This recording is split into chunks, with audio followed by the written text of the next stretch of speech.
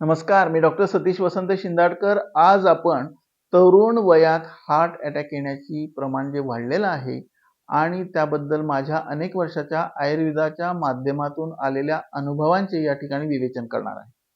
सध्या विशेषतः तरुणांमध्ये हार्ट अटॅक येण्याचं प्रमाण वाढत आहे आणि त्याच्या कारणांचा विचार केल्यास प्रामुख्याने खूप ढेकर येणं, ढेकर प्रामुख्याने सकाळी येणं, ढेकर अडकल्यासारखे वाटणं, छातीत दुखणं, छातीत जड वाटणं, छातीत आग होणं, छातीवर दगड ठेवल्यासारखं वाटणं, छाती ओल्या कपड्यांनी गुंडाळली आहे असं वाटणं, पोट फुगणं, पोट भरल्यासारखं आहे असं सातत्याने वाटत राहणं, पोट साफ न होणं, पोटात आग होणं, घशात आग होणं, ॲसिडिटी होणं इत्यादी लक्षणे निर्माण झाल्यास असे तरुण वैद्यकीय सल्ल्याखेरीज परस्पर औषधी दुकानांमधून अनेक प्रकारच्या ॲसिडिटीच्या औषधांना सेवन करत असतात, सोडा सेवन करत असतात आणि क्वचित प्रसंगी तो त्याच्या जीवनाचा भाग बनून जातो. म्हणजेच असे तरुण अँटासिड औषधांना अधिक प्रमाणात सेवन करतात, सोडा या पदार्थाला अधिक प्रमाणात सेवन करतात आणि कालांतराने कधीतरी त्यांना हृदयरोगाचा झटका, पॅरालिसिस, ब्रेन हॅमरेज इत्यादी विकार उद्भवतात.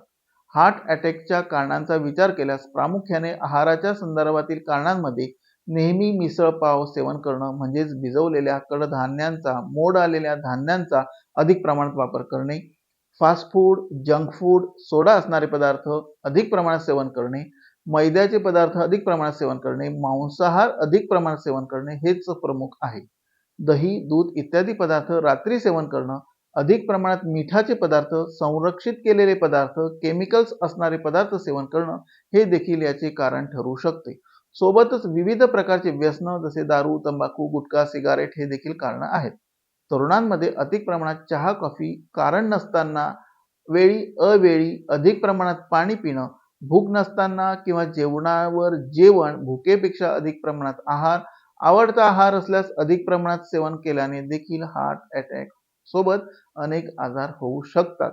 म्हणून कारणं जाणून त्यानुसार आपण आपला आहार विहार ठेवल्यास निश्चितच हृदयविकाराचंच काय तर अन्य विकाराला देखील आपण दूर पळवून लावू शकतो.